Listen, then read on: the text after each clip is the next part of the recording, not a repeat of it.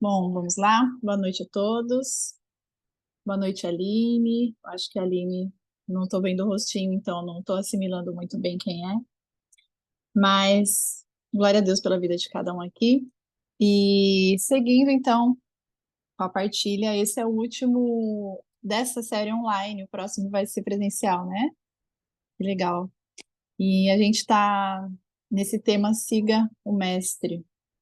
E é o nosso mestre, né? Jesus é o nosso mestre. E hoje a gente está no capítulo 13 de João. Como a gente comentou, todos os capítulos têm sido muito desafiador resumir em uma hora, né? Tem capítulos muito profundos. Esse é o capítulo de João 12, né? Teve vários assuntos. O Léo teve que fazer aí um esforço grande para resumir. E o próximo também vai ser. João 14 e 15 são um dos mais profundos para mim, do Evangelho de João. Mas vamos lá. Só para a gente entender o contexto, João 13, né, no capítulo 12, Jesus ele tinha falado a respeito da sua morte e ressurreição, e muitos não tinham entendido, né? E ele fala sobre a sua vitória na cruz, e as pessoas não estavam entendendo naquele momento. O Léo até citou uma coisa que acho que foi uma pergunta da TM, eu assisti depois, né? Eu não estava presente, mas a gente às vezes se pergunta o que é mais difícil?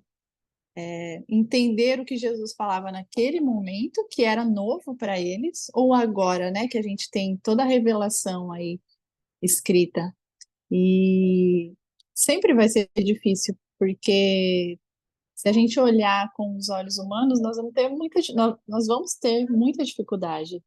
Mas é somente o Espírito Santo, né? A gente pede a iluminação do Espírito Santo para entender e para colocar em prática também, né? A palavra de Deus. Então, tanto no passado quanto agora, continua sendo difícil, continua sendo um desafio para todos nós, eu acho, né?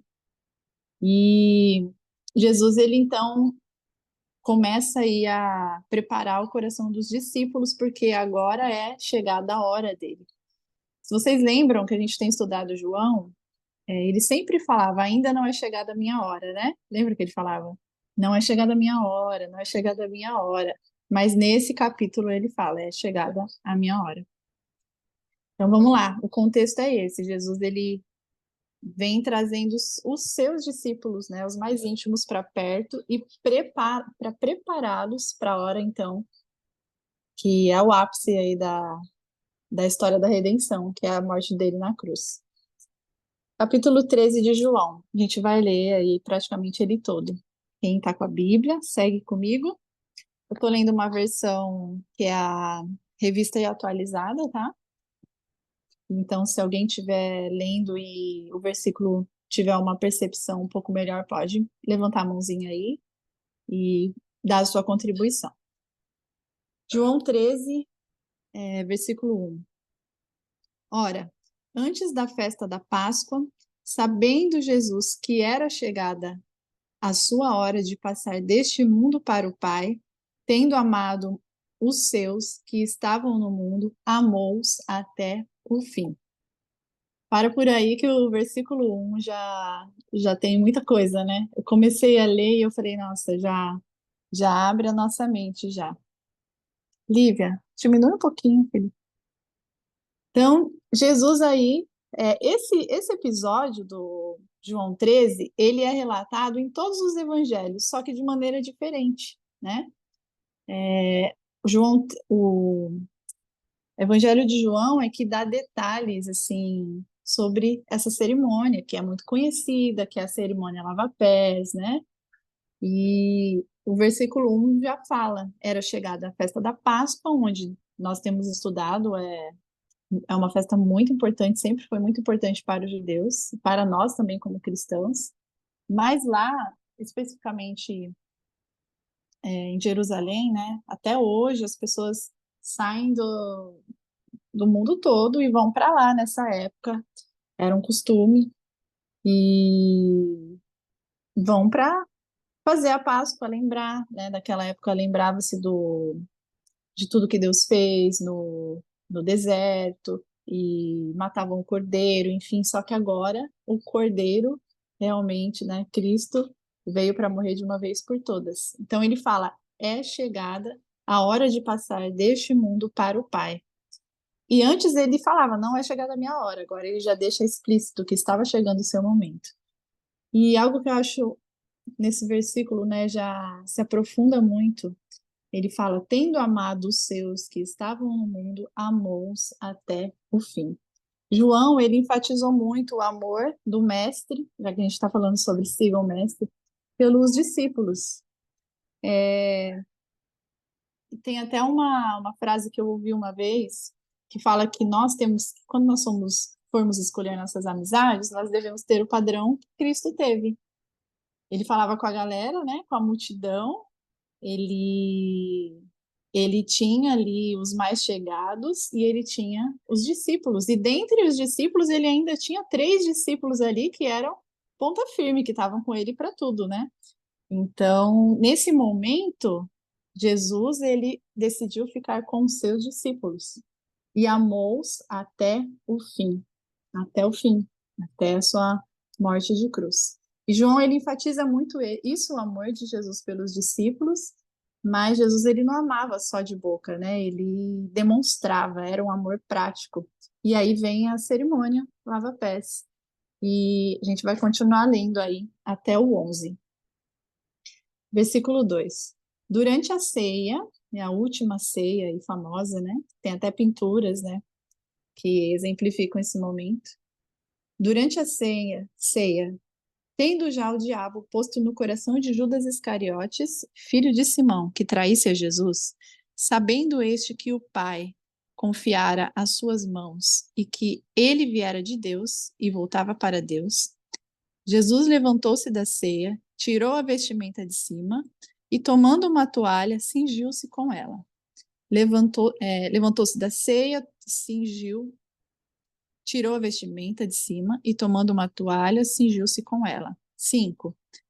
Depois, deitou água na bacia e passou a lavar os pés dos discípulos e a enxugar-lhes com toalha com que estava cingido. Aproximou-se, pois, dele Simão Pedro, e este lhe disse: Senhor, tu me lavas os meus pés? Respondeu Jesus: o que eu faço não sabes agora, mas você vai compreender depois. Disse-lhe Pedro: nunca me lavarás os pés. Respondeu-lhe Jesus: se eu não te lavar, não tens parte comigo. Então Pedro lhe pediu: Senhor, não somente lave os meus pés, mas também as mãos e a cabeça, lava o corpo todo, né? Pedro, ele era bem impulsivo. Versículo 10.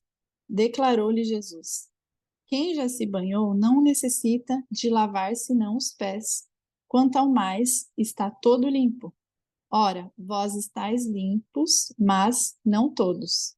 Pois ele sabia quem era o traidor. Foi por esse motivo que ele disse: nem todos estáis limpos. Nesses versículos também tem alguns pontos que dá para a gente destacar. O amor prático de Jesus, né?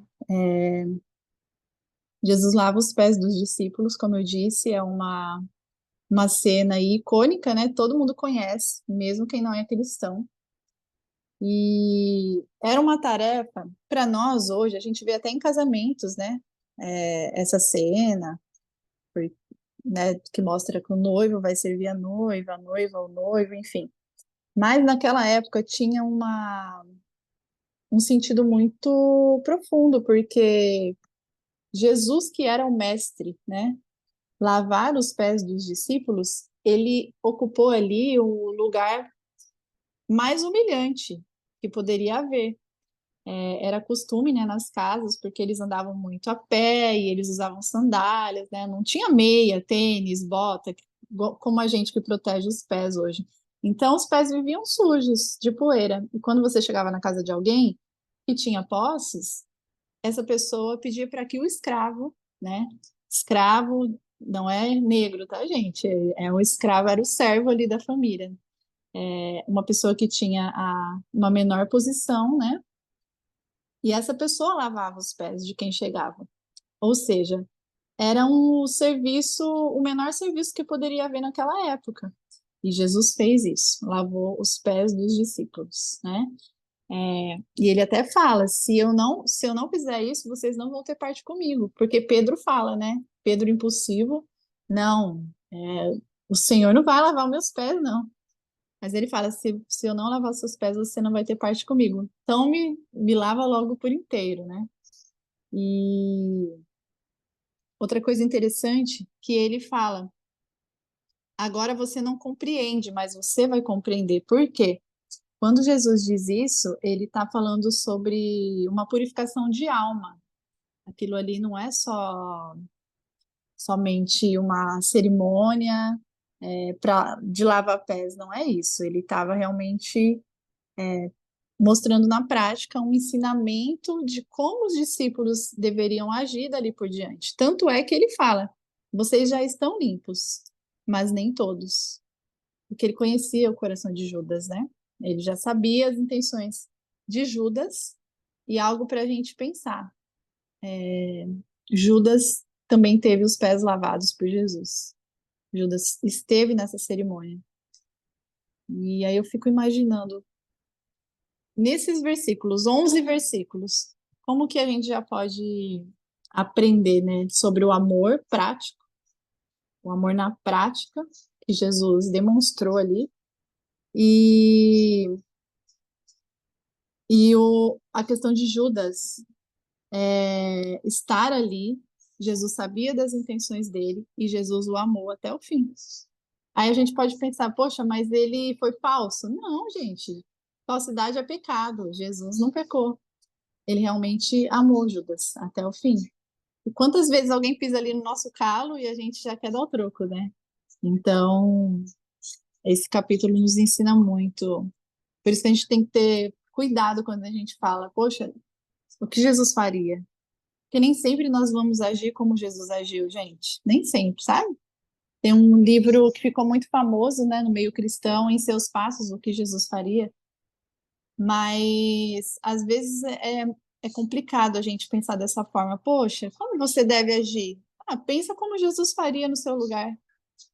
Nós nunca, sabe, é muito difícil a gente pensar nisso. Nós não vamos alcançar isso. Por isso que Cristo teve que vir, porque nós nunca alcançaremos o lugar que Cristo alcançou. Mas Jesus lava os pés, que era uma tarefa, como eu disse, humilhante, e ele faz isso para exemplificar. Depois ele vai dar um ensinamento ali para frente que a gente vai entender. E esse ato Ô, de Rei, Jesus, pode falar, desculpa cortar você, tá? pode cortar. Uhum. Não é que eu vi que você estava focado, eu coloquei a mãozinha, aí eu falei, bom, aproveitar que É ela que eu, terminou o raciocínio. isso, levanta a mãozinha, se eu não ver, pode interromper, mas fica à vontade. Mas isso que você falou é muito interessante, né? Você percebe que nem você falou, né? Jesus lavou os pés dos discípulos e ele fala que os discípulos já estavam limpos, ou seja, se a gente pegar todo o contexto do evangelho, que significa nascer de novo, linkado com o que a palavra diz de purificação e etc., esse servir de Jesus não necessariamente mostra aqueles que estão limpos ou não. E tem muitas pessoas que não estão limpos e estão se beneficiando das coisas do reino, né? Estão no meio da comunidade, estão no meio das pessoas, se beneficia às vezes da cultura do reino, tanto das ações como do amor, mas isso não necessariamente mostra que essa pessoa está limpa ou não, né? Por isso que a gente às vezes precisa se atentar, né? No caso de Judas aqui, por exemplo, Jesus só estava lavando os pés dos discípulos, né? Mas ele, por exemplo, ele precisava que as mãos e a cabeça fossem lavadas, não é? Não necessariamente os pés. Porque se você. Aí a gente pode trazer até para a nossa cultura, né? Se a gente vai dormir com um pezinho limpo, mais fedido, não adianta nada, não é verdade? Não adianta nada lavar o pé, sendo que o corpo, a mente, as mãos, tá tudo sujo, né? Pois Se é, beneficia do reino, mas não é do reino. Jesus estava falando ali de uma purificação por completo, né? Isso. Que Né? ele, somente ele ia trazer, né? E nem todos estão limpos, né? Jesus já sabia que Judas iria traí-lo. Então, ele também não foi pego de surpresa. Isso aí é mais um assunto que não vamos nos aprofundar agora, mas causa grande dúvida, né, em muitas pessoas. Poxa, por que que Judas não foi impedido, tal? Mas Jesus vai falar aqui mais para frente, porque Deus ele usou também a vida de Judas para fazer isso, para que se cumprisse no plano redentivo, na história da redenção, foi necessário que isso acontecesse. Era uma profecia. E a gente vai ver que isso foi necessário, mas isso não tira a responsabilidade de Judas, porque o coração dele era mau, né? E ele era muito dissimulado. A gente vai ver aqui uma parte que ele enganou até os discípulos, né? Fazendo ligando aí os pontos na Bíblia, em Filipenses 2, eu vou ler aqui para vocês, falando sobre a humildade, né, de Jesus. Filipenses 2, eu ia ler só o 8, mas eu vou ler do 5 ao 8, tá? Falando da humildade. Tende em vós o mesmo sentimento que houve também em Cristo Jesus, pois ele, subsistindo em forma de Deus, não julgou como usurpação ser igual a Deus. Antes, a si mesmo se esvaziou, assumindo a forma de servo, tornando-se em semelhança de homens e reconhecido em figura humana. A si mesmo se humilhou, tornando-se obediente até a morte e morte de cruz. Então, por isso que eu falei que é difícil a gente falar o que Jesus faria no meu lugar. Nós nunca vamos saber, gente.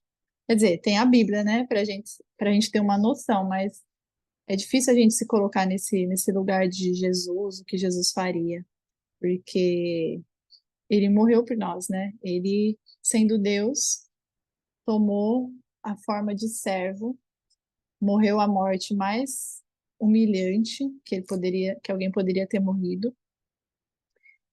E, enfim, é difícil nós nos compararmos com Cristo, né? É impossível. Vamos seguir aqui. Depois que Pedro, então, teve essa ação impulsiva, aí Jesus o corrige, né?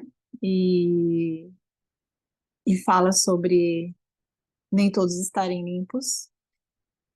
Parte do 12 agora, capítulo 13 de João, do verso 12 ao 17. Depois de ter lavado os pés, tomou as vestes e, voltando à mesa, perguntou-lhes: Vocês compreendem o que eu fiz? Vós me chamais mestre e senhor, e dizeis bem, porque eu sou.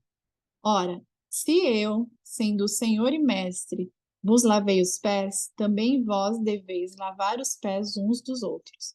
Porque eu vos dei o exemplo, para que, como eu fiz, façais vós também.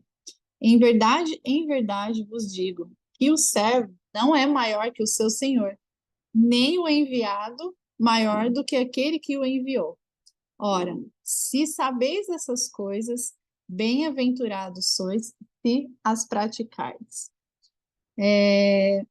Então, aqui Jesus estava fazendo muito mais do que lavar os pés, né? Ele estava dando o exemplo. Tanto é que ele fala: se eu, sendo mestre e senhor, fiz isso, vocês também devem fazer. E ali ele não estava falando só de lavar os pés, ele estava falando de serviço, de amor, de práticas, de boas obras, né?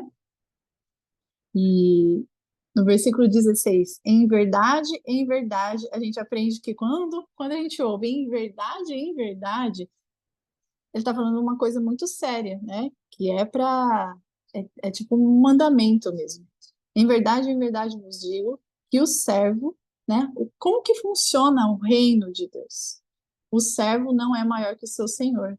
No reino de Deus, é Deus, toda a honra, toda a glória a Deus, e abaixo de Deus somos todos iguais, né? Não, não existe cargos, ninguém ocupa o melhor cargo, ninguém ocupa o melhor lugar, ninguém tem a sala VIP no reino de Deus. Somos todos iguais. E maior é o que serve. Então, se a gente quer ter um lugar de honra no reino, para o reino de Deus, é servindo, é amando, é se humilhando, praticando aquilo que a palavra nos ensina e o que Cristo nos ensinou, né? E no versículo 17, Jesus fala: Ora, se sabeis essas coisas, bem-aventurados sois se praticardes. Olha, duas palavrinhas: saber e praticar. Hoje, o que que a gente vê, principalmente nesse meio da internet? Muita gente sabendo muita coisa. A gente vence debates, a gente tem milhares de curtidas num comentário, que a gente lacrou no comentário, né? Mas a gente sabe muito. Tem até essa gíria, né? Sabe muito, né? Quando o cara é show de bola, aí sabe muito. Tem muita gente sabendo muito da Bíblia, muita gente sabendo muito do Evangelho, mas praticando pouco, né? Quanto que a gente sabe e quanto que a gente pratica. Aí eu me lembro daquele documentário que tem no YouTube sobre aquelas senhorinhas, as irmãs do Coque, que não sabem quase nada de teologia, mas elas dão um show em muitos teólogos nas práticas, né? E eu Depois eu não vou ver tô. se eu acho esse link e posto lá no grupo, porque esse documentário Isso. é maravilhoso. É enriquecedor de fé. Eu esqueci o nome, mas aquele documentário me lembra muito a minha avó, minha avó, Dona Rosa, assembleiana, irmã do coque, irmã do círculo de oração. Minha avó não sabia nada de teologia, ela não me ensinou nada de teologia, de, como que eu posso dizer? É, Teologicamente, como que fala, intelectualmente, ela não tinha muito para me ensinar, mas ela foi o maior exemplo de mulher de Deus, de cristão que eu conheci na minha vida toda. Então, foi um grande aprendizado com ela. E ela praticava. Ela foi a pessoa mais parecida com Jesus que eu conheci. Amorosa, humilde, submissa ao Senhor, submissa ao seu marido, até a morte dela. Então, assim, Jesus aqui deixa esse ensino para nós. É muito legal vocês saberem isso, mas se vocês praticarem, vai ser show, né? Então, nós temos que praticar e ter esse desejo genuíno de servir realmente nosso próximo, nossa comunidade, a nossa igreja, porque aqui, lembrando o contexto, tá? Para que a gente não vive cristão sociólogo, tá? A igreja, ela tem uma missão, que é fazer discípulos, ir por todo mundo, não só ir e fazer discípulos, ensinando a respeito da palavra e batizando as pessoas em nome do Pai, do Filho e do Espírito Santo. Às vezes a gente foca muito no ir e esquece de fazer discípulos, que é imprimir o caráter de Cristo na vida do outro. E o contexto aqui de amar, é, Jesus está falando com os seus discípulos. Então, é um contexto de igreja aqui. É importante a gente observar isso. E no contexto de igreja, Jesus estava falando aqui para a sua pequena igreja ali, o seu colégio apostólico. E fala para nós, né? Então vamos seguir aqui. Alguém quer falar alguma coisa? Eu vi que o Thiago comentou aí, mas eu não estou conseguindo ler o chat agora, tá? Mas depois eu vou ver. Não, ele só sugeriu pra gente um canal muito legal depois para quem quiser acompanhar. Muito legal. Mas toca pau, tá ótimo. Fechou, fechou. Vamos lá, parei no 17, falando sobre a prática, né? Então, Jesus, do 12 ao 17, ele fala, né, que ele deu o exemplo. Então, a humildade de Jesus, ela deve ser o padrão para todo discípulo. E aqui nós estamos num discipulado, né? Um discipulado descomplicado, como a Ti sempre lembra, mas é um discipulado. Então, ao invés de nós desejarmos lugares altos, os melhores lugares, a gente deve desejar ser discípulo de Cristo verdadeiramente, né? E ter o desejo genuíno de servir as pessoas, de servir a igreja, de servir nossa comunidade. Ah, como eu estava falando, eu perdi um fio da meada. Às vezes a gente pensa que a igreja ela é assistencialista e não é o nosso foco, viu, gente? Para isso tem o governo aí. A igreja ela pode e deve sempre que possível ajudar os necessitados, os pobres, as viúvas, mas o nosso principal papel não é assistencialismo, é fazer discípulos, pregar o evangelho para que Cristo encontre os seus e os resgate, assim como ele tem nos encontrado. No verso 17, né, já falei, tem muita gente que sabe muito. E por que nós temos que pregar o evangelho e falar a respeito da salvação, da redenção? Porque não são as nossas obras que vão nos salvar, né? Mas é o evangelho de Cristo. As obras, elas são frutos, né, da salvação. No verso 18, diz assim: Não falo a respeito de todos vós, pois eu conheço aqueles que escolhi. É antes para que se cumpra a escritura. Aquele que come do meu pão levantou contra mim o seu calcanhar. Desde já vos digo, antes que aconteça, para que, quando acontecer, creiais que eu sou. Olha aí o eu sou de novo, né? Em verdade vos digo: quem recebe aquele que eu enviar, a mim me recebe. E quem me recebe, recebe aquele que me enviou. Jesus aí falando sobre Judas, né? E no Salmo 41, verso 9, ele faz referência a essa profecia. Jesus, ele era extremamente bíblico, tá? Então, a Bíblia que ele tinha lá na época era o Antigo Testamento, e ele não trouxe nada novo, ele apenas cumpriu as profecias a respeito da vida dele. E no Salmo 41, 9, fala assim: Até o meu amigo íntimo, em quem eu confiava, que comia do meu pão, levantou contra mim o calcanhar. Era uma profecia que já se referia a Judas, aqui, no capítulo 12, capítulo 13, aqui, verso 17. Então, ele fala, isso vai acontecer para que se cumpra a escritura. Então, ele começa a falar ali sobre Judas, né? Então, Jesus, ele se preocupava em cumprir o que as escrituras diziam. Por isso que a todo tempo ele falava, está escrito, enfim. Vamos ler aí do verso 21 a 30, que vai falar sobre Judas, né? E sobre a angústia que Jesus sentiu ali, começou a sentir naquele momento, porque, como ele disse, estava chegando a hora dele, né? 21.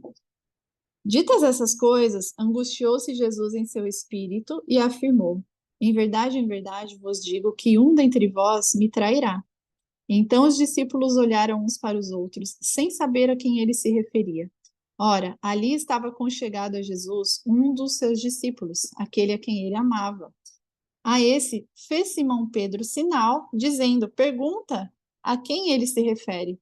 Então aquele discípulo, reclinando-se sobre o peito de Jesus, perguntou: Senhor, quem é? E respondeu Jesus: É aquele a quem eu der o pedaço de pão molhado.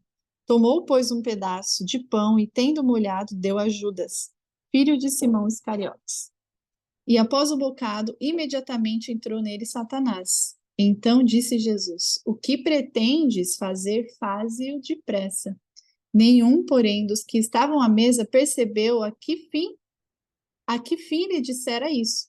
Pois como Judas era quem trazia a bolsa, ele cuidava ali das finanças, pensaram alguns que Jesus lhe dissera: Compre o que precisamos para a festa, ou que Jesus lhe desse a ordem que desse alguma coisa aos pobres. Ele, tendo recebido o bocado, saiu logo e era noite. Bom, nesses versículos aqui, de 21 a 30, Jesus já indicou quem seria o traidor. Mas Judas era tão dissimulado que os discípulos não entenderam, né? E eu fico imaginando a cena, eu estava até comentando aqui com meu marido, se a gente imaginar essa cena, né? Todo mundo ali na mesa e Pedro de novo, né? Pedro é muito a gente, né? Curioso, impulsivo, fala besteira às vezes. E ele foi na pessoa certa, foi em João, né? João, pergunta para Jesus, né? Já que você é íntimo de Jesus, quem é? E aí Jesus fala, aquele que eu der o pão que for molhado. Eu estava lendo sobre isso e essa questão de molhar o pão e dar para alguém era alguém que tinha um lugar de destaque, que ficava do lado da pessoa que estava servindo o jantar. Então Judas ele estava num lugar de destaque ali, né? Ele era uma pessoa ali de confiança. Tanto é que, dissimulado como ele era, os discípulos entenderam que Jesus tinha mandado ele comprar alguma coisa para a festa, né, da Páscoa, que durava ali dias, ou que ele fosse dar alguma coisa aos pobres. Mas ele logo saiu. Alguém quer falar alguma coisa? Não? Nesses versículos, né, a gente percebe que Jesus, mesmo sabendo ali o que ia acontecer, e ele já se angustiava, né, no versículo 21 fala que ele começou a se angustiar ali no seu espírito. Mas mesmo sabendo que Judas o trairia, ele não o tratou com indiferença, né? Ele só falou, olha, o que você tem que fazer, faz depressa, né? Faz logo. E isso faz a gente pensar, como que a gente lida com as pessoas difíceis, com as pessoas que nos causam, que nos causam dor, que nos causam sofrimento, que nos angustiam, que nos desprezam, que nos traem. Por isso que eu falo, é difícil a gente falar, eu vou agir como Jesus agiria, porque eu não sei não como que eu agiria, né, nessa situação. Mas Jesus, ele nos ensina a lidar com pessoas difíceis. A justiça vem do Senhor. Ele sabia que aquilo estava acontecendo porque era a vontade de Deus, né, ele dependia de Deus, e não era ainda o momento dele fazer justiça ali, né? Esse momento vai chegar. Vamos lá, indo para uma parte muito importante desse capítulo, né? Que é quando Jesus fala sobre um novo mandamento. Pode ler para mim o que o Tiago falou? Que eu não consigo. O Tiago disse: é bem complicado de saber o que é certo se fazer nas situações mais fora do previsto, né? Em situações Sim, fora do previsto. sim, é complicado para nós. Por isso que todo dia a gente precisa vigiar, né? Vigiar nos nossos pensamentos, orar muito. E Paulo, ele nos aconselha a orar sem cessar, né? Orar em todo tempo, né? Na sua mente ali, porque nós temos muita tendência a cairmos, a pecarmos a todo momento, a deixar a nossa carne falar mais alto, né? Acho que até no encontro passado o, o Léo citou, né? Que a nossa maior luta, primeiramente, é contra nós mesmos, né? Então, contra a carne, que é o pecado, contra o mundo e contra Satanás, né? É a nossa luta. Então, é difícil saber como nós agiríamos. Fala, Ti, levantou a mãozinha.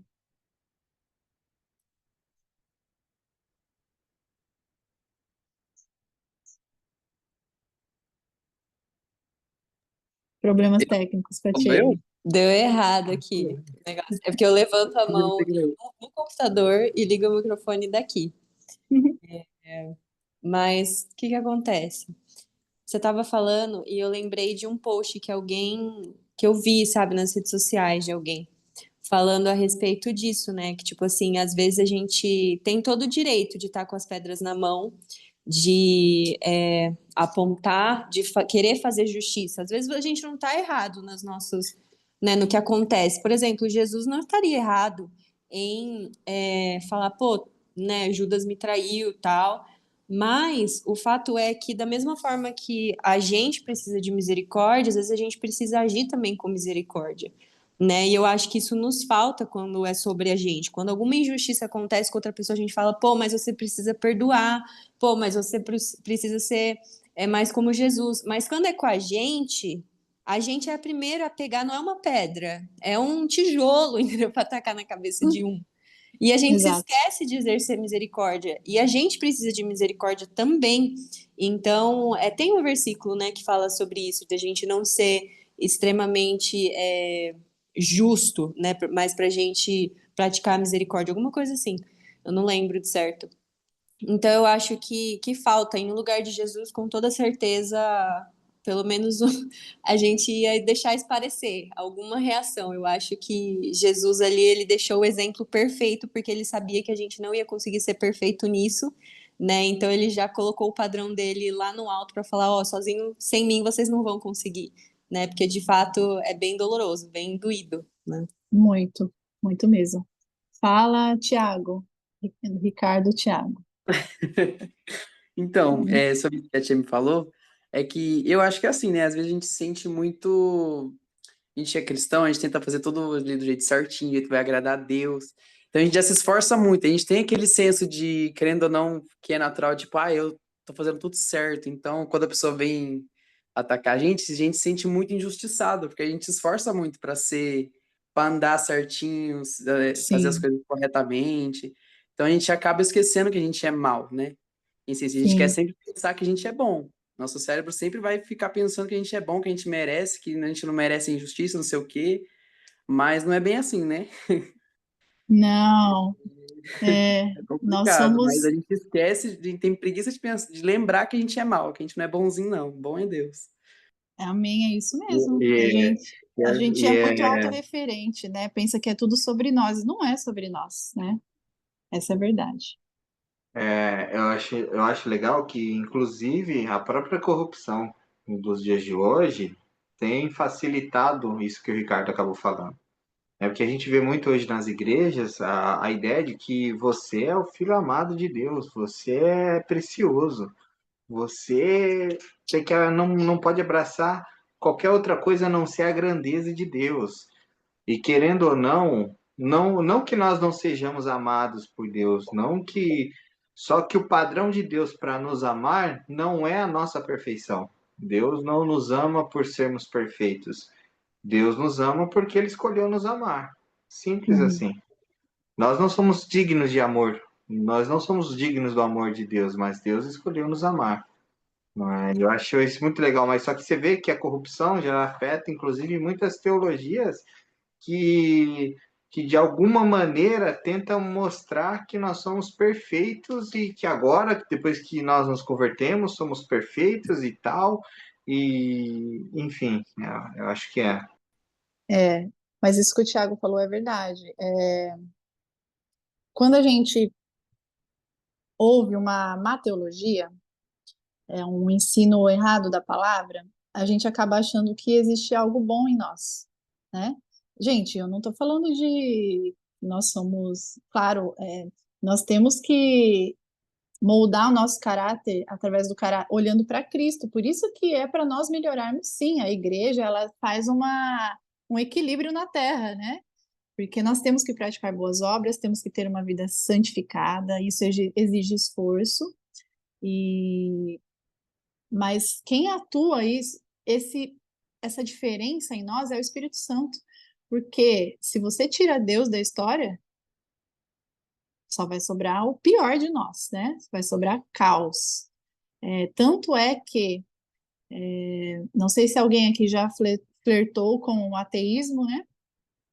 Mas o ateísmo, eu li esses dias num devocional que eu tenho aqui, ele é o pior dos pecados, o autor dizia. Por quê? Quando você tira Deus de tudo, você sobra o pior de você, porque é Deus quem atua em nós o que é bom, sabe? É Ele quem nos traz esse freio moral, é o Espírito Santo.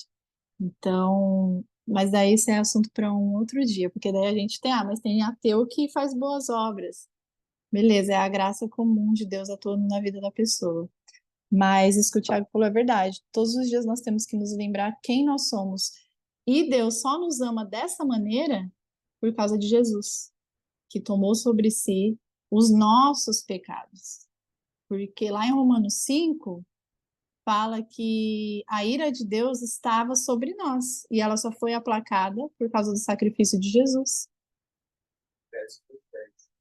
Efésios 2:10 também vai falar. Nós estávamos mortos, né, nos nossos pecados. Sim, ó, o Boris falou aqui que em Efésios 2:10 diz que as boas obras já foram preparadas de antemão, né? Então, é por causa de Jesus que nós praticamos boas obras. Vamos lá. Vou ler para vocês aqui para a gente seguir para o último ponto. Efésios 2:10, já que o Boris se lembrou. É verdade, hein? Ó. Pois somos feitura dele, criados em Jesus Cristo para boas obras, as quais Deus de antemão preparou para que andássemos nela. Então é isso, né? Não existe bondade em nós, porque por próprio, nasci bom, não. Essas boas obras foram preparadas de antemão, criadas em Jesus Cristo, para que a gente andasse nelas, né? Então, quando nós nos convertemos, né, ao Senhor, esse processo de santificação já nos ajuda a nos tornarmos pessoas melhores, né? Graças a Deus. Vamos para o versículo 31, capítulo 13, 31, que eu acho que é uma das partes mais interessantes aqui desse capítulo. Quando Judas saiu, disse Jesus: agora foi glorificado o Filho do Homem, e Deus foi glorificado nele. Se Deus foi glorificado nele, também Deus o glorificará nele mesmo. Ó, o trava-língua. E glorificá-lo-á imediatamente. Filhinhos, ainda por um pouco estou convosco. Buscar-me-eis, e o que eu disse aos judeus, também agora vos digo a vós outros. Para onde eu vou, vós não podeis ir. Novo mandamento vos dou, que vos ameis uns aos outros, assim como eu vos amei, que também vos ameis uns aos outros. Nisto conhecerão todos os que sois meus discípulos, se tiverdes amor uns aos outros. Então, Jesus aqui ele está falando sobre como que um discípulo vai ser conhecido, né? Através do amor.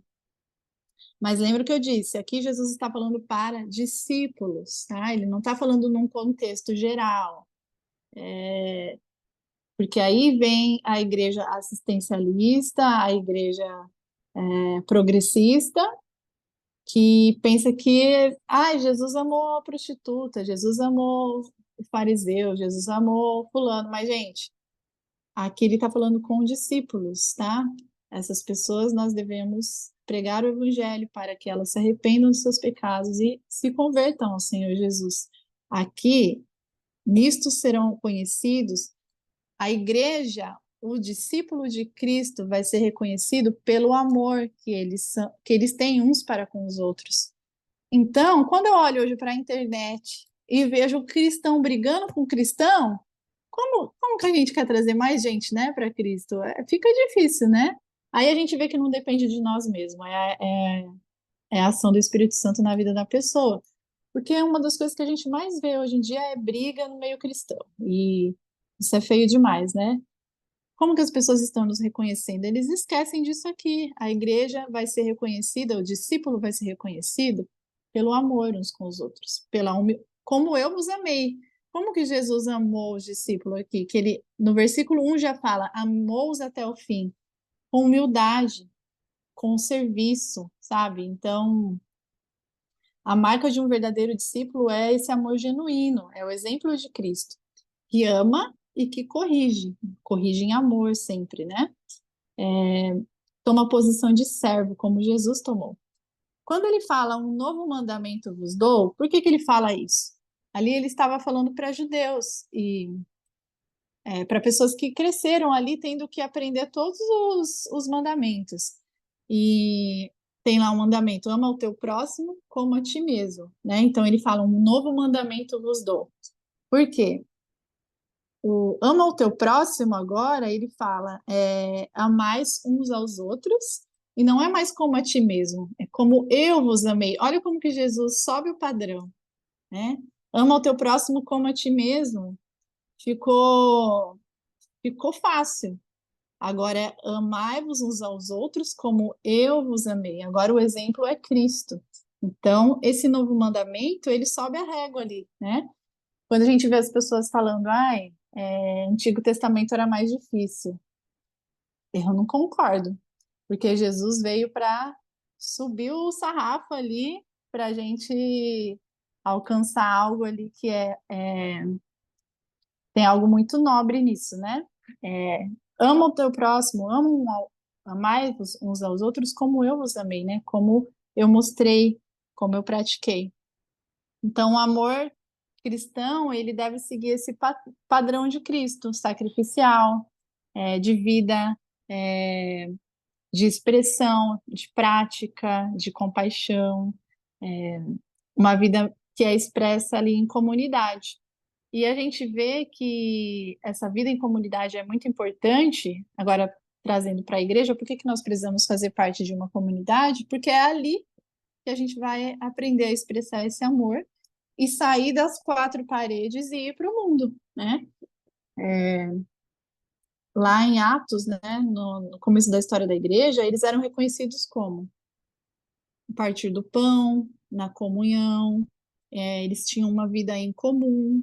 Então, Deus iria acrescentando ali os salvos, né? Tem um versículo que fala que pouco a pouco a igreja foi crescendo por conta daquilo que havia na comunidade. Então, esse é o padrão para nós como igreja. Como que as nossas igrejas vão crescer? Como que nós vamos atingir outras pessoas? Vivendo o exemplo de Cristo, essa vida de corrigindo ao outro, mas em amor, de vida em comunhão, de discipulado mesmo, de amor expresso em atitudes como Cristo nos amou, né? Então, o novo mandamento é esse. Antes era ama o teu próximo como a ti mesmo, agora é amai-vos uns aos outros como eu vos amei. O exemplo agora é Cristo, né? Partindo aí para o final, Jesus ele vai avisar Pedro, né? Que Pedro vai negá-lo. E aí no 36, Pedro fala para Jesus, né? Senhor, para onde você vai? E respondeu Jesus: Para onde eu vou, não me pode seguir agora. Mais tarde, porém, me seguirás. Replicou Pedro: Senhor, porque não posso te seguir agora? Darei a minha própria vida. Impulsivo de novo, né? Confiando em si mesmo, Pedro confiando em si, na sua força, na sua bravura ali. E Jesus responde: Darás a vida por mim? Em verdade te digo que jamais cantará o galo antes que me negue 3 vezes. E Pedro ali ficou um pouco sem entender, né? Mas a gente aprende com Pedro que nós não podemos nos apoiar na nossa força, no nosso entendimento, no nosso querer. A nossa dependência deve ser de Deus, porque às vezes a gente promete muita coisa e não vai cumprir nada, e Jesus já sabe quando a gente está falando de boca, sabe? Jesus conhece o nosso coração e não dá para enganar ele. Então, nesse capítulo 13, gente, consegui finalizar, graças a Deus, olha, 9 horas. Nesse capítulo 13, fica aí alguns desafios para nós, né? Siga o mestre. Eu parafraseei aí de siga o exemplo do mestre, né? Eu acho que esse capítulo que a gente está nessa série, seguindo o mestre, é seguindo o exemplo do mestre. Então, ninguém é grande demais no reino de Deus, ninguém é grande demais no reino de Deus. E a no seu Senhor, né? Só lhe deu glória.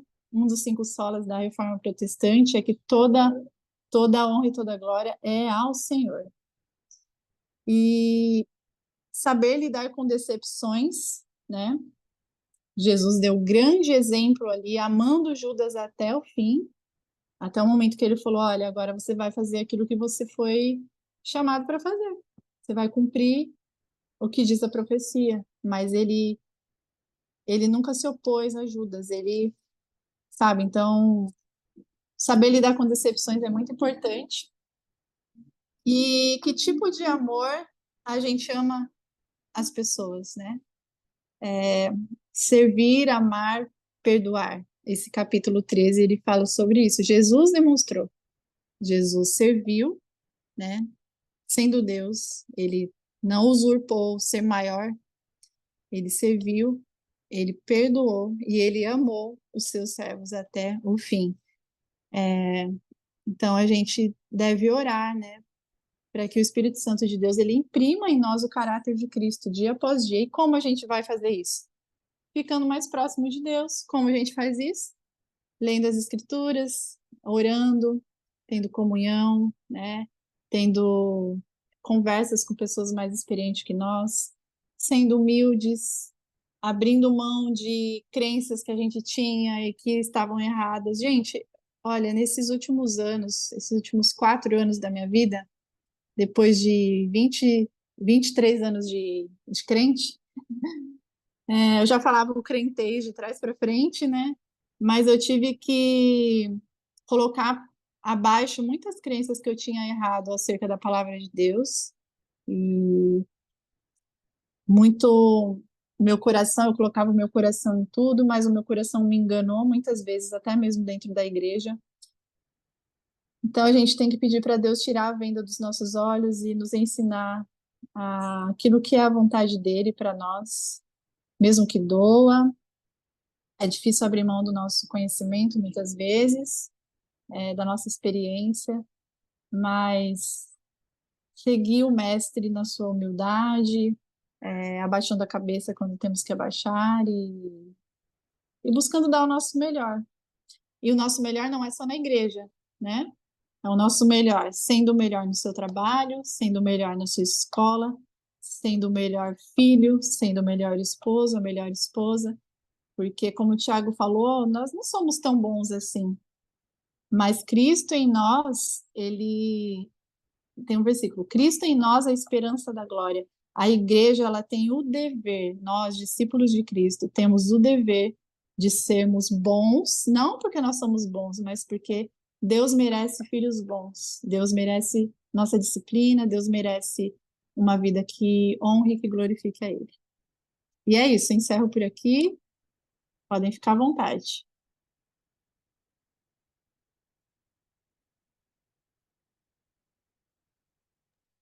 Aí sim, dona Regia. E foi bem resumido, né? Que dava, Consegui. rapaz, foi bem.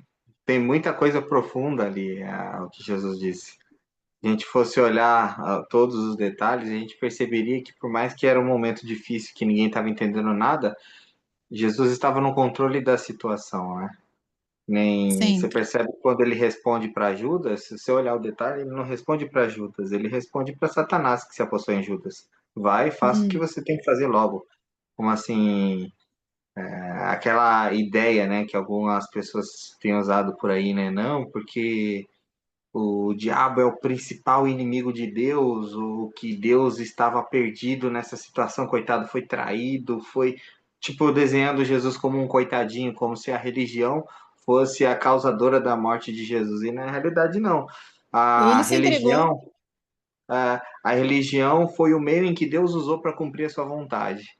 Inclusive o próprio Satanás, até Lutero dizia isso, né? Que Satanás era um agente que o próprio Deus utilizou para cumprir a sua vontade. Olha, Isso você percebe que é até complicado de entender isso, mas é assim mesmo. quando eu ouvi isso, Léo, que o diabo é um cachorro preso na coleira, olha, quase me escandalizei, mas é verdade. A gente vê na história de Jó, por exemplo, que o diabo ele é um servo de Deus. Deus ele usa muitas vezes, ele deixa que o diabo ele afronte, que ele é, perturbe os seus aqui para que eles sejam provados, né? Então, ele é um agente de. É perigoso Né? dizer isso? Mas a gente tem provas na Bíblia de que realmente Deus ele é soberano sobre tudo e ele já venceu Satanás e a morte. Ele já venceu. É, Então, Satanás, ele não é, é. A gente não deve temer, a gente não deve desdenhar, lógico. Ele é o inimigo da igreja, mas ele não foi o causador da morte de Jesus, entendeu? não, inclusive você percebe nos capítulos anteriores que nós estudamos, o próprio Jesus disse que o via cair Conforme o Filho do Homem fosse levantado no madeiro, ele viu Satanás cair. Sim, Então, na realidade, a pessoa que menos queria que Jesus morresse ali era o capiroto. Então, não tem exatamente. como dizer que ele comemorou, né? Eu já vi até uma pregação muito emotiva dizendo que os capirotos estavam todos comemorando. Aí, matamos, matamos. Aí ele ressuscitou e deixou todo mundo triste, né? Não acredito, ele venceu. Só que na realidade o próprio Satanás já sabia do que iria acontecer desde o princípio, quando Deus deu a sentença para o homem, para a mulher e para a serpente. Então você Exato. percebe que todo esse caminho, os discípulos não entenderam no momento, mas depois você percebe o próprio apóstolo João escrevendo nas suas cartas, escrevendo depois no Apocalipse, que até ele entendeu que Deus estava no controle de todas as coisas ali. Eu achei isso muito legal. Você citou na semana passada, Gênesis 3:15 é a primeira promessa, né? Onde começa o evangelho, que fala lá da serpente, né? Da semente da mulher. Vou ler aqui, ó. Então, Satanás, já que a gente falou sobre isso, ele não foi o causador da morte de Cristo. Na verdade, ele foi um agente, tinha que acontecer como aconteceu, e Judas foi ali o filho da perdição. Alguém teria que trair Jesus, né? Porém, inimizade entre ti e a mulher, entre a tua descendência e o seu descendente. Este te ferirá a cabeça e tu lhe ferirás o calcanhar. É a primeira promessa do Evangelho, que Satanás seria esmagado, né, por Cristo. E, e a última vitória aí que falta para a igreja é sobre a morte. Então, a gente tem que ter muito essa consciência de que Cristo se entregou por nós, né? Queima os neurônios, né, Tiago? Mas nem tudo a gente vai conseguir entender, a nossa mente é muito limitada. Por isso que a gente tem que ficar com o que está escrito, né? O que passa disso aqui a gente não vai entender mesmo. É igual o Léo falou, né, que tem pregadores que tentam, com emocionalismo, trazer uma história por trás, mas não está na Bíblia, são pensamentos, né? Mas o que está escrito é isso, que ele já foi vencido, entendeu? E a gente tem que crer nas promessas, que estão na Bíblia. E Cristo se entregou, e esse capítulo 13 é muito profundo. Consegui aí dar uma resumidinha. Fala, Ti. Eu fiquei em dúvida. Na verdade, eu sempre tive essa dúvida, né, a respeito desse versículo da cobra, da serpente, do calcanhar. E aí a gente leu no versículo 18: o que come o pão comigo levantou contra mim o seu calcanhar. Qual que é essa questão com calcanhar, universitários? Porque eu não entendi, sabe? Por que o calcanhar? Por que levantar o calcanhar é uma coisa, esse símbolo?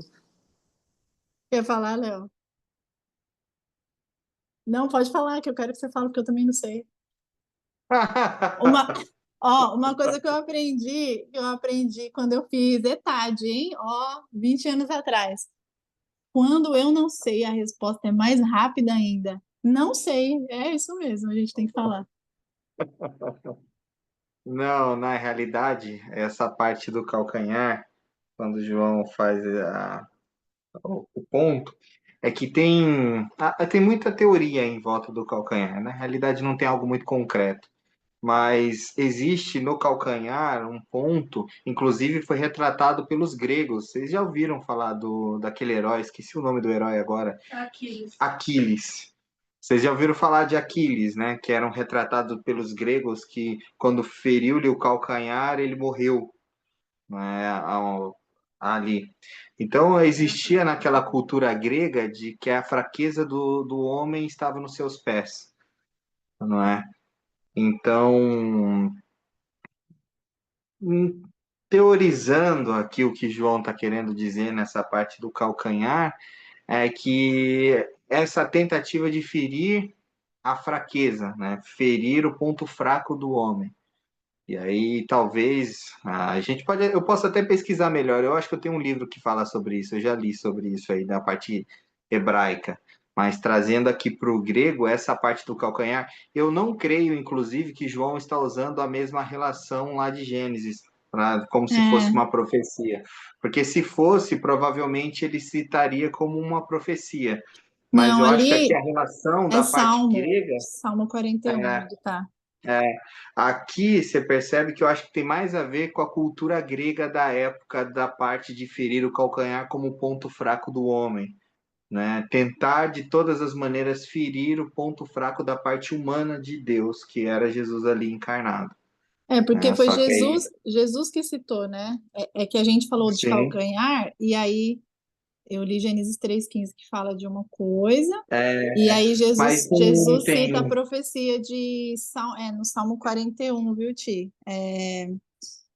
Eu vou mandar lá no grupo que eu tinha anotado, mas agora não está aqui, mas eu vou mandar. São dois versículos diferentes. Mas eu acho que é meio por aí mesmo, né, Léo? É a questão da força, né? sim, sim, é a questão da força, que naquela época a cultura grega olhava muito para isso, esses detalhes, né? Um soldado, para ser soldado, ele tinha que ter a capacidade de correr, andar e ter um bom firmamento ali. E aí, Uhum. tanto que o Aquiles é representado como o herói perfeito de força, capacidade de corrida.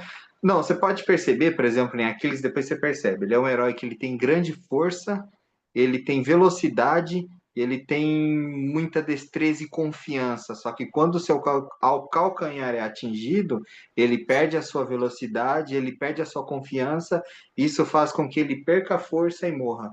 Então, eu acho que tem muito a ver com isso, não é? Mas eu prometo, Ti, que eu vou dar uma pesquisada aqui. Eu creio que eu tenho um livro sobre isso. Aí eu dou uma comentada no próximo online, não no presencial, porque senão vai ser correria. Mas vocês me lembram, Regi também me lembra, para a gente estar trabalhando nisso aí. Eu trago esse ponto, tá? Uma coisa que eu queria falar rapidinho, só para finalizar, uma coisa que a Regi falou, e eu quero elevar o nível da profundidade, né? É que nem ela falou, né? Que algumas pessoas falam que Deus ama todo mundo, né? Que Deus ama tal, todo mundo. Só que aqui na realidade ele está falando para os seus discípulos, né? Que Deus ele ama os seus discípulos, ou os que estão aqui. Agora, elevando para o nível mais profundo, vocês já viram a qualidade dos discípulos que estavam ali no meio de Jesus e as pessoas que seguiam Jesus como seus discípulos? Aqui, se você pegar, por exemplo, as mulheres que estavam aos pés de Jesus, Maria Madalena não tinha uma fama muito legal, não é? E se você pegar, por exemplo, Simão Zelote, esse Zelote não é de zelo, que o cara era muito zeloso, bonzinho. Na realidade, os Zelotes eram terroristas. Eles eram Uhum. como eles Justiceiros. eram, terroristas mesmos, de causar atentados de morte, não é? Então, você pegar aqui, por exemplo, os cobradores de impostos, que Jesus tinha no meio deles ali, os republicanos, eram tudo gente desprezada. As pessoas que Deus ama, que ele traz para ser seus discípulos, 99,9% são as pessoas mais detestadas da Desprezadas. sociedade, desprezadas, não é? Isso. E aí Mas, ó, mostra mais ainda a profundidade do amor de Deus, não é? aqui o Profs Boris. Ah, vira aí, dá um tchauzinho para nós aí. Camisa. Ah, ele tá com vergonha. Tá calor, né? Ó, indo por esse ponto, a gente já tá falando, né? Mas já vamos terminar. Hoje tá só 5 pessoas. Mas isso que você falou, Jesus ali estava falando para o seu colégio apostólico, né? Só que entre os discípulos ele tinha gente de todo jeito, porque José de Arimateia era um discípulo de Jesus, riquíssimo, e que Deus também usou a vida dele para depois da morte dele, né? Preparar o túmulo, que não era algo barato. Então, a gente tem que tomar cuidado com isso, de pensar que Jesus ele veio para pobres ou para pessoas à margem. Ele veio para todos, toda tribo, toda raça, toda língua, toda nação, pobre, rico, preto, branco, todos aqueles que ele decidiu amar, escolheu, né? Sim, Então, sim. José de Arimateia e o Nicodemos, né? Você percebe que eles Nicodemos, eram mais aqueles mais escondidos, né? Aqueles em cima do é, muro, que ficavam ali na sim. surdina ali. É, Pela mais posição interessante. deles, né? A gente fica julgando, É, poxa, a posição deles, né? Será que era isso? Mas na mesa do Senhor tem espaço para todos, né? eu acho que um pai da igreja, se eu não me engano, acho que era Clemente que comenta sobre Nicodemos e José de Arimateia, falando sobre essa parte que eles eram realmente não queriam perder os status, por isso que ficavam meio na surdina, defendia sempre que podia e É, resolvia. Só que é isso mesmo. glória a Deus, né, gente? É, a gente aprende tanto com a Bíblia, muito bom. Não só sobre o estudo sobre Deus, mas a gente aprende sobre a vida, né? Às vezes a gente fica com preconceito com as pessoas, mas rico, pobre, a gente tem, no reino de Deus não tem isso, né? Na verdade, os ricos têm que servir, né? Estão aí servindo. Eu quero ser rica um dia para poder aquelas, né? Se a nossa riqueza for contribuir para o reino de Deus, sim, queremos ser ricos, sim. Tiago vai falar sobre isso, né? A carta de Tiago. E por sinal, é aonde nós queremos caminhar depois de João, hein? Eu acho que foi uma recomendação sua, não foi, Regi? Foi, Então, foi. É, fala muito sobre assuntos já estamos muito, dando. muito importantes para a nossa época. Então já o spoiler aí, ó. Assim que nós terminarmos João, que por sinal vai ser para lá da metade do ano, que ainda tem muita coisa para a gente estudar aqui, provavelmente nós vamos entrar em Tiago. Vai ser top, top, top. Amém. Hein? Encerramos? Amém. Encerramos. E aí, a dona Regi, que hora ou a dona Tieme? Para finalizar. Eu só tenho um recado. E a Rê Diga. pode orar, porque eu Verdade, sempre. verdade, manda ver. Não, eu tenho um recado, porque hoje então fecha a primeira parte, né, dessa série. E aí a gente vai fazer o próximo encontro presencial, né? E dessa vez, possivelmente, a gente não vai conseguir fazer o encontro online juntamente com o presencial, mas a gente vai gravar um vídeo, captação de áudio para ter melhor qualidade para quem assiste depois, né? E aí a minha ideia é postar esse vídeo e os nossos vídeos aqui que estão sendo produzidos no canal do YouTube para facilitar o acesso a todos, tá? Então, quem é de Cosmópolis, no caso o Ricardo tá aqui com a gente, a Aline, a gente vai passar maior detalhes para vocês, tá? Tanto no grupo quanto no individual, confirmar presença, vai ser aqui pela cidade mesmo. E aí, vocês que são de longe, Rê, a gente vai encaminhar um vídeo com maior qualidade para vocês, tá bom? Pensando Fechou. nessa questão do áudio, na questão do tempo, porque queira ou não virou um podcast, né, nossa última gravação. E aí eu entendo que muitos teve momentos de silêncio. Então, para cortar um pouco de tudo isso, eu vou pegar um compilado do evento e apresentar para vocês, tudo bem? Tudo ótimo. Então, Queria estar é aí. Show. isso. Então, né? Oremos para Deus providenciar, ou se não, já pensando no futuro, né? Todo mundo com aqueles negócios de imersão, sabe?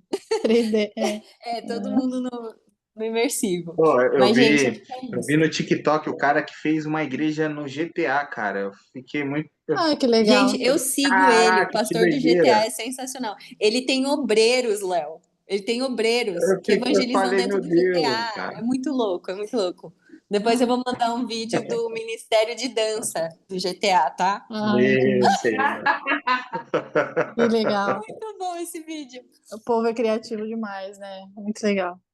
É, mas vamos ver isso daí. Nem que qualquer coisa.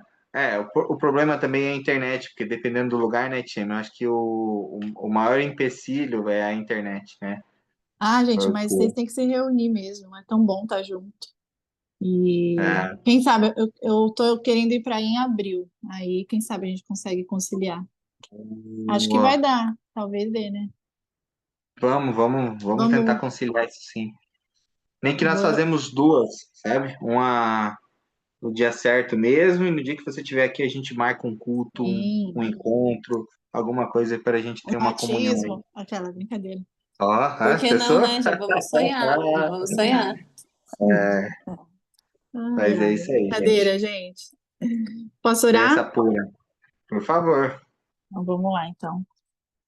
Pai, nós te agradecemos por mais essa partilha que o Senhor já, de maneira soberana, já sabia de todas as coisas e esse grupo tem sido bênção, Senhor, nas nossas vidas, na minha vida, poder contribuir e aprender, Senhor, com os meus irmãos e aprender, Senhor, na diversidade de cada pessoa e entender que na mesa do Senhor, no reino de Deus, há espaço para pessoas diversas, para, como nós dizemos, para pretos, brancos, pobres, ricos. Isso não é o que faz a diferença, mas sim saber que nós somos parte do mesmo corpo, corpo de Cristo, e que o Senhor venha imprimir em nós o caráter de Cristo a cada dia, como nós estudamos nesse capítulo 13, que o amor é praticado, Senhor, através do serviço ao outro, da compaixão ao outro, do respeito, que nós possamos saber lidar com pessoas que nos decepcionam e saber entender a vontade do Senhor, não retroceder até que a vontade do Senhor se cumpra, que o nosso amor seja reconhecido, Senhor, por pessoas fora das quatro paredes da igreja. Que esse novo mandamento que o Senhor deixou, amai-vos uns aos outros como eu vos amei, nos ensina a praticar isso a cada dia, Senhor, a ajudarmos o nosso irmão, a crescermos como comunidade, como igreja, e influenciar pessoas para o reino do Senhor a cada dia, para que o seu nome seja glorificado, Pai. Abençoa cada um aqui, aqueles que vão ouvir depois, o nosso resto de semana. Abençoa, Senhor, aqueles que precisam de um emprego, aqueles que estão esperando por respostas de oração, que a sua vontade se cumpra na vida de cada um de nós, e que o Senhor seja glorificado em tudo. Nos dê uma boa noite de descanso, de sono. Esse é o meu pedido. Eu te agradeço por tudo em nome de Jesus. Amém. Amém, gente. Amém, galera. Amém. Deus abençoe cada um. Tchau, tchau, gente. Um forte Tchau, tchau. abraço. Até mais. Tchau, gente. Fique com Beijo. Boa Deus. noite.